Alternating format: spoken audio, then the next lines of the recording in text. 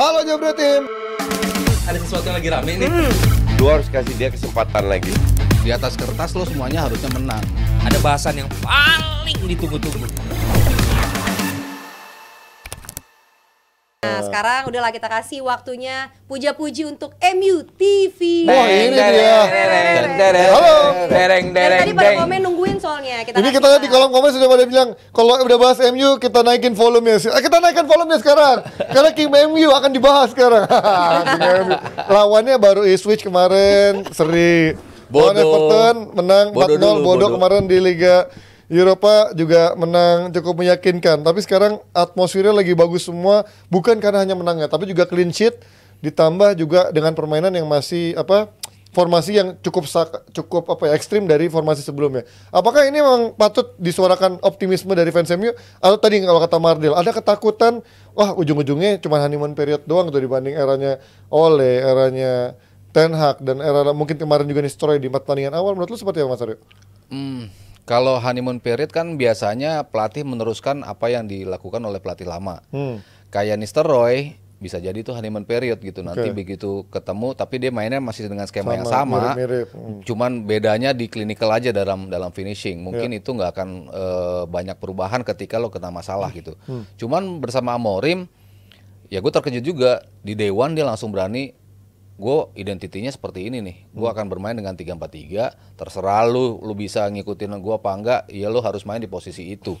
Pemain-pemain yang dapat posisi baru, salah satunya Mas Rui jadi back tengah, satu dari RCB atau di LCB, di kanan sama Diallo yang di awal ternyata coverage areanya lebar banget sehingga agak keteteran dia untuk bantu defense sama itu. Cuman kan gue sempat singgung lo juga kan di sini di DPI di mana ini merupakan audisi pemain-pemain dari United yang akan main bersama Amorim. Gue coba semua dikasih kesempatan. Bahkan Anthony kemarin lawan Bodo ditaruh di posisi sayap kanan di mana dia harus bantu bertahan juga. Kuncinya ada di mana? Di dua gelandang bertahan. Ketika dua gelandang bertahan itu bentuknya Casemiro sama Eriksen, ternyata berat karena dua pemain gelandang atau winger lo yang naik turun kesulitan untuk di cover areanya, mereka nggak bisa cover dengan cepat sehingga transisi pas lawan Ipswich ya menurut gua harusnya mereka kalah lawan Ipswich kalau kita bicara statistik karena lebih banyak peluang yang datang ke gawangnya United gitu. Tapi mulai dirombak lagi, dicari yang gue bilang istilahnya audisi gitu, back tengah, gelandang tengahnya ternyata kalau Maino di pertandingan kemarin lalu Ugarte dimainin juga di posisi itu, sementara free roll-nya dari si Bruno jadi keluar kan, terus lini depan tadi sempat bingung kita siapa yang bakal jadi nomor 9-nya ya. Ternyata dia kasih kepercayaan ke Marcus Rashford, dia bisa ngejawab paling nggak di 2 pertandingan dia start, dia bisa cetak 3 gol kan, artinya lah ini pemain sebetulnya bisa gitu, insting mencium golnya tuh dia masih ada gitu. Sementara Højlund nggak dilupain juga, dia kasih kesempatan bisa bikin 2 gol. Zirkzee dikasih kesempatan juga bisa bikin 2 gol. Jadi ya semuanya dalam audisi ini mencoba menunjukkan kita bisa kok ngikutin dengan skema yang dimau sama Amorim. Ya tinggal nanti personilnya yang fix akan seperti apa. Itu yang masih gue tunggu dari United. Dua nama yang paling dikecam terakhir-terakhir adalah seorang Marcus Rashford dan juga seorang Zirkzee yang katanya pembelian percuma gitu. Tapi dua-duanya mencetak 2 gol. Apakah mereka ternyata kemarin memang nggak bisa keluar di bawah Ten Hag, atau sebenarnya dua pemain ini bisa berkontribusi asal pelatihnya tepat menurut lo? Gue menjawabnya begini ya, tujuan dia pertandingan kan tujuannya menang. Betul. Ya, apalagi ini pelatih baru gitu dan bagi pelatih baru untuk mendapatkan mendapatkan kepercayaan dari publik itu saat lu deliver 3 poin. Itu dulu aja. The way lu main, the way lu lihat XG-nya. Kalau secara permainan ya MU yang gue bilang dibilang bagus enggak, malah mendekati mediocre. Ternyata setelah gue nge-tweet begitu, ada yang nge-tag ke gue, tweetnya bilang bahwa Amorim pun bilang it's not pretty, nggak cantik, emang bener nggak bagus mainnya MU. Everton serasa divisi 4 mainnya kemarin kan? Iya loh, Everton pun jelek gitu loh. Lo kalau lihat tweet gue gue juga bilang, lo kalau lihat statistik dari golnya doang, orang akan bilang ini akan bagus, optimis gitu. Tapi kalau di permainannya jauh dari itu, gue harus bilang, cuman tetap ada positif plusnya. Itu bakal ke samping saat 4-0 itu. Betul. 4 gol, 0 clean sheet. Nah, itu penting. Itu 3 poin. Apa? 3 poin tambah 3 poin. Iya. Itu bakal memudahkan bagi pemain, memudahkan manajemen, memudahkan Amorim juga, staf kepelatihan bahwa we're on the right track. Kita tinggal lanjutin. Apakah King MU Kim MU. puncak nih bos, nggak mungkin. Iya. MU nggak akan pernah ke puncak musim ini. Iya, itu gue setuju kalau itu. MU nggak akan, udah. Itu gue setuju. Yang gue suka dari Amorim adalah dia nggak berlebihan Nah. ngoyo-ngoyo gitu. Ini Nggak sesumbar. sesumbar. Sumba Jumawa. Sesumsel tapi dia. Suka. Sumut mungkin boleh. Ada. Lucu terus. Enak Mario. sumsum. Sedot. Kesedotan. Sumsum ya terus. Iya. Nah, benar tadi kata yang paling tepat adalah ini tuh audisi dan pre-season bagi Amorim. Betul. Lawan Bodo Glimt, lawan yang jelek Ipswich. banget. Everton lawan yang mungkin kayaknya degradasi musim ini gitu. Jadi dua lawan mudah gitu kan yang dipakai dan dimanfaatkan dengan baik oleh MU untuk audisi pemain. Udah menang 3-0, menit 60 atau 70 diganti tuh. Iya. Pemain bertahan, pemain tengah diganti karena emang ini dimanfaatkan untuk semaksimal mungkin lu coba semua. Dan menjaga kebugaran juga Dan lawan juga midweek nanti kebugaran. kan. Iya, jadi buat gua MU dalam 2 game kemarin cukup checklistnya menang. Secara permainan gue belum Ya, belum impress. lihat Belum gitu, impresif belum banget. impress. Apa yang pengen diimplementasikan ada, yes kelihatan gitu. Iya. Passing lumayan oke. Cuman kalau lihat statistik lagi, ada passing opponents area, opponents box di kotak Iya. lawan. Everton 160, Iya. MU 161. Tipis. Jadi emang keberanian pemain MU untuk memulai. Main kotak lapang, Iya, kotak itu penalti masih- lawan terus masih sedikit kan. Tapi cara beberapa pemain MU ngepres itu gue harus angkat topi. Diallo terutama. Amat Diallo sih yang paling parah. Diallo, even Bruno, even Zirkzee, bagus gitu loh. Jadi ternyata bisa kan nih pemain MU nih yang ternyata di bawah pelatih Ten Hag atau sebelumnya itu ya nggak bisa. Berarti kan emang salah Ten Hag dong. Udah Iya, terbukti lah, udah gitu nggak usah di ini lagi, udah terbukti emang Ten Hag nggak bisa mengeluarkan potensi terbaik dari pemain MU yang dalam 2 game terakhir walaupun lawannya emang lawan cere, cuman ya bisa gitu. Nah, apakah nanti menghadapi Arsenal sama bagusnya? Enggak, gue sih yakin MU kalah lawan Arsenal. Cuman itu bukan menjadi masalah gitu loh. Nggak apa-apa lu kalah sama Arsenal, cuman lu menunjukkan lagi tiap demi pekannya menunjukkan performa yang bagus. Buat gue MU under Amorim ini udah on the right track. Diallo dicadangin waktu era Ten Hag, bahkan di awal musim ini Ya. kayak hilang tanpa jejak, abis 2 pertandingan dipakai, abis itu dia hilang gitu kan. Diallo. Tapi ternyata dia bisa menjawab. Sekarang kok malah dia yang pemain yang paling loh. Kok dia pemain paling punya talenta sebagus ini dibiarkan dibangun cadangan. Menurut lo apa yang salah dari dia di era Ten Hag dan sekarang dia bisa excel banget, Mas? Ya mungkin space-nya dia yang dimanfaatin pas di era Ten Hag tuh terlalu mikir ke depan.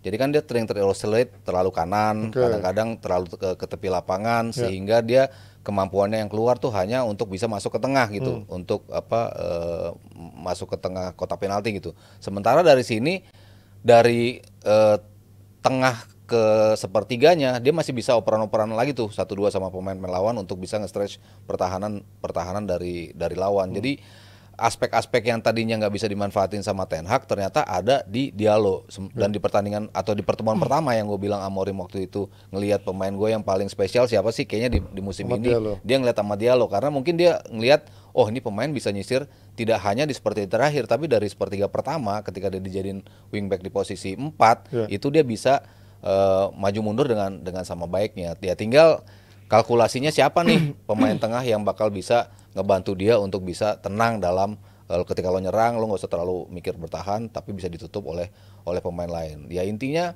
gue ngeliat Amorim bisa manfaatin apa yang nggak bisa dimanfaatin oleh Ten Hag di sepanjang musim santunnya begitu deh. dia bermain. Dia paling nggak dia nunjukin oh pemain-pemain ini bisa punya aspek lain yang nggak keluar ketika di era Ten Hag. Cuman ya betul Aldi bilang tadi belum seimpresif itu gaya bermain United lawan Everton. Ya gue bilang nih Everton kemarin jelek banget dari sisi bermain. Cuman kan ketika lo lawan tim yang jelek lo harus tetap tapi bisa lo nggak menang. bisa manfaatin ya lo sama juga aja. dong. Lo akan lebih jelek lagi. Iya. Nah, tapi ini berhasil manfaatin. Tapi ini lo bisa manfaatin Ya. dengan sempurna 4 gol gitu.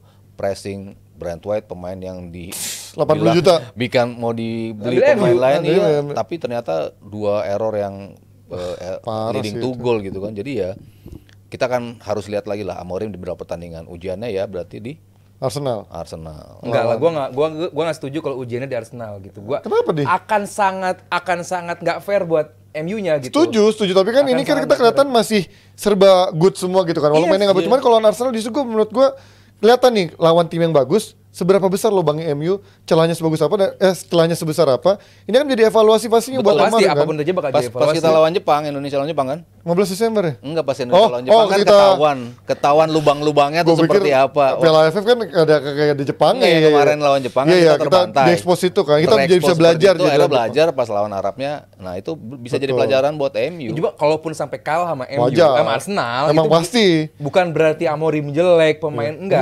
Emang pemainnya yang jelek kalau itu disalahin pasti. Cuman ya buat gua sih Arsenal bakal jauh diunggulkan saat menghadapi MU di Emirates. Emirates. Dengan beberapa pemain absen juga. Iya. Liha Martinez Liha, absen. Maino nggak main Maino juga. absen. Cuman kemarin Ugarte sama Bruno di tengah lumayan kok. Iya. Bruno sama Ugarte, terus Rashford sama Amad Diallo juga cukup oke. Di depannya si jangan Rashford, Zirkzee, Højlund sama Amad Kalau nggak Diallo. percaya sama Rashford? Enggak lah. Aduh.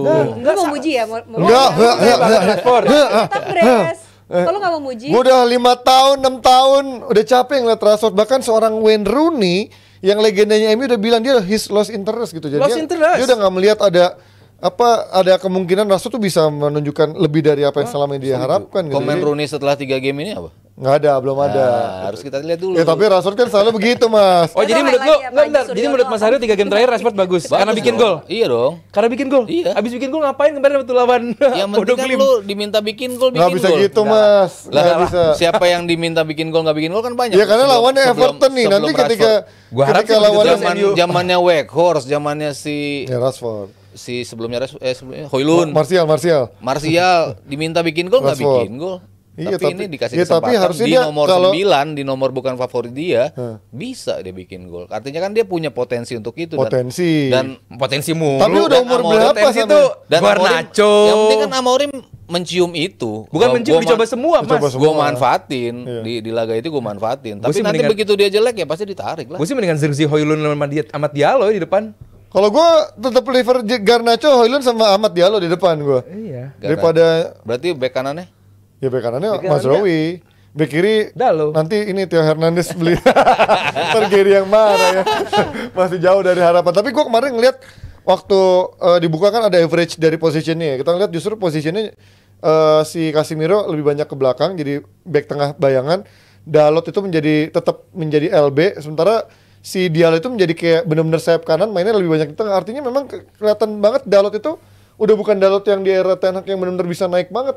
Dia lebih banyak nahan di tengah dan belakang ya, baru sekali bantu untuk di sisi kiri ya Garnacho ataupun siapa di Ya, kiri sana. sebenarnya bukan peran terbaiknya Garnacho bertahan itu. Betul enggak? Dalot. Oh, Dalot. Dalot kan lihat kemarin Iya, jarak Dalot. banget dia naik ke atas kayak dulu. Iya, maksudnya even Diogo Dalot pun Iya, bertahan Diogo pun Dalot. bukan terbaik. Kita berlihat lah beberapa kali juga saat dia dijadikan LCB, RCB. Iya. Gagal telat cover orang gitu. mungkin ambil AWB bagus lagi loh deh. Ya, enggak juga. Bikin gol Arsenal. Apa kata dia? Apa lu kata ribut sama Iya, Ahmad Diani sama Adiani? Oh, soal Dalot. Gue soal Dalot, gue bilang Diogo Dalo it's clear, good. Ya, gimana lu? Apa? Pemain terbaik gimana Diogo Dalo? gue nggak bilang pemain terbaik, maksudnya ini pemain di MU salah satu pemain terbaik. Tidak mungkin. Saat bertahan Tuh, jelek, fans MU tuh. tapi Fans Secara MU tuh. skill iya, tapi nggak punya otak nih masalahnya di. di saat ya dua nih ya fans MU Iya, gue iya. serang berarti nih. Ya Emang saat Adiani MU bukan di Arsenal. enggak bukan benar. Adiani apa? Nggak tahu. West kayaknya- Ham, Iya. West Ham. Adiani my bro. Ya gue baru tahu dia MU. Iya saat dia Emang lu pernah ke kamarnya, Ger? Di kamarnya katanya poster MU semua. enggak poster Panji. Ya, kayak gini. Oh, dia fans MU baru tahu gue. Iya nggak sih? Kenapa? Nggak tahu gue Iya, nggak tahu. Panji pakai baju MU. Ya. Lagi. Iya kan? Iya, Dalo. maksud gua kalau dalam tugas bertahan mungkin Dalo bukan Ya. best pack-nya di situ. Cuman saat membantu penyerangan ya mungkin Dalo Secara bisa. skillnya sih iya Skillnya sih. oke, dia visinya bagus, shot jarak jauhnya juga oke, dia perlu dikasih space. Tapi decision makingnya menurut gue berantakan dia. Di zaman Ten Hag semua pemain MU decision making-nya jelek. Iya, enggak cuman di sekarang pun juga menurut gue di era Amorim 3 pertandingan ini 3 nggak bagus pertandingan itu. baru di mana posisi dia yang nggak pindah-pindah? RCB, Iya, LCB, RCB, winger. iya. Tiga-tiganya beda semua. Iya. Ya kan? Dan gak bagus semua. Nggak ada yang bagus.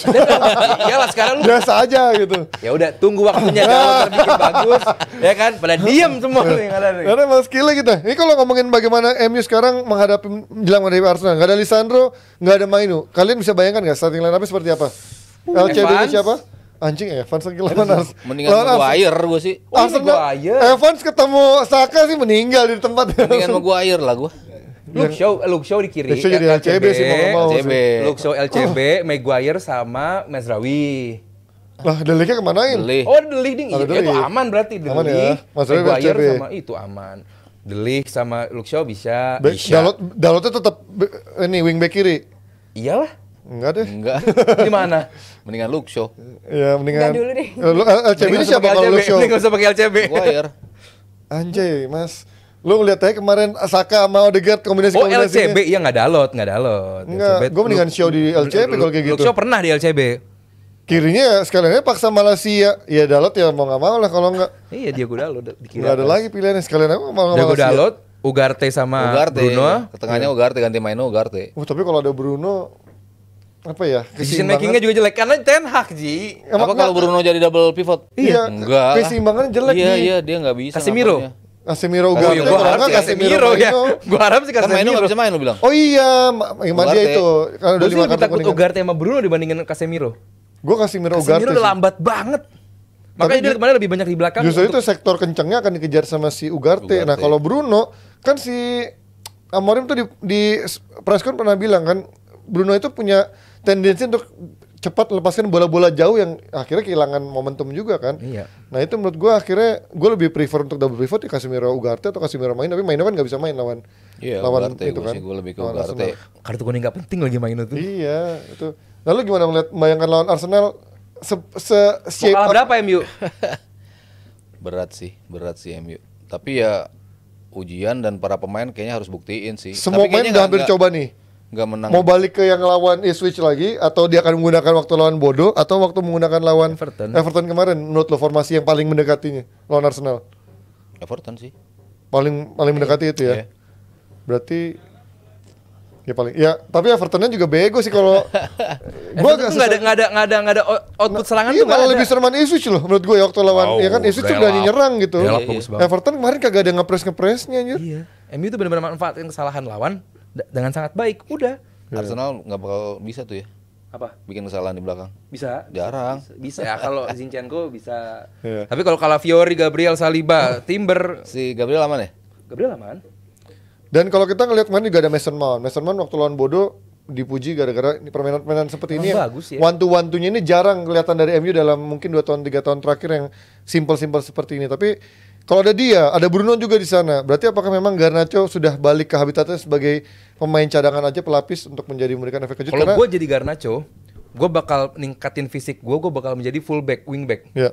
Yang kapan dia naik, kapan dia turun karena dia punya speed yang luar biasa dan syarat menjadi apa LWB atau RWB yang bagus lu punya speed dan Garnacho punya itu. Masalahnya Garnacho ini sampai kemarin dimarahin sama Casemiro, dia tuh malas track back. Karena ya tapi itu udah menit 85 di menurut gua lagi Lili bilang pengacara Garnacho nih gua nih. Iya kelihatan sih emang Ji. Enggak juga, Panji objektif. Enggak. Gua setuju sih kalau yang dimarahin Casemiro karena dia buang-buang momentum cukup banyak. Tapi itu udah menit 85. Mana ada pemain MU menit 85 masih mau track back sih. Gua udah enggak ngeliat ada pemain yang 85 menit selama 80 menit maju mundur. Ya akhirnya capek juga kan. Rashford mungkin 50 menit jalan kaki. Habis bikin gol 1 menit juga selesai Iya sih. kan? Iya. Tapi Garnacho justru mungkin efektif off the bench sih. Iya. Jadi dia memberikan efek kejut fresh leg ya. Iya, fresh leg. Karena memang dia secara efektivitasnya jauh banget. Dia buang peluang memang banyak banget. Kalau Rashford mungkin dikasih peluang lebih sedikit ya lebih banyak golnya gitu dan dibandingkan opening Garnacho. goal kan sering banget Rashford. Iya. Lawan City, lawan Liverpool ya. Dia kan sering banget jadi opening goal kan. Ya.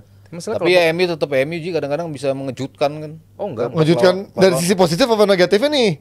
Justru Kalau lagi nggak berarti positif dong. lagi nggak diunggulin menang, Iya, tiba-tiba positif. menang tuh kan sering banget MU. Atau seri lah minimal ya. Iya. Seri menurut gue udah hasil terbaik sih Iya, kalau biar Arsenal Liverpool aman. nanti. Ya bisa aja.